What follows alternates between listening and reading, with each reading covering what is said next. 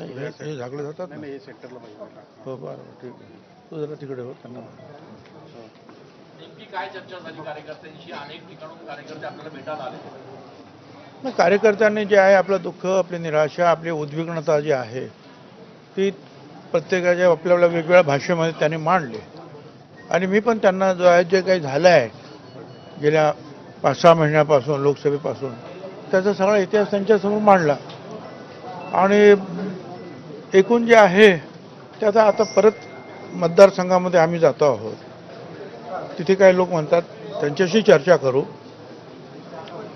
परत उद्या महाराष्ट्रातले सगळे आमचे कार्यकर्ते जे आहेत, समर्थक आहेत, ओबीसीचे लोक आहेत, समता परिषदेचे लोक आहेत, हे सगळे जे आहेत उद्या येणार आहेत. त्या सगळ्यांशी चर्चा करून आम्ही जो विचार करू शांतपणे करू.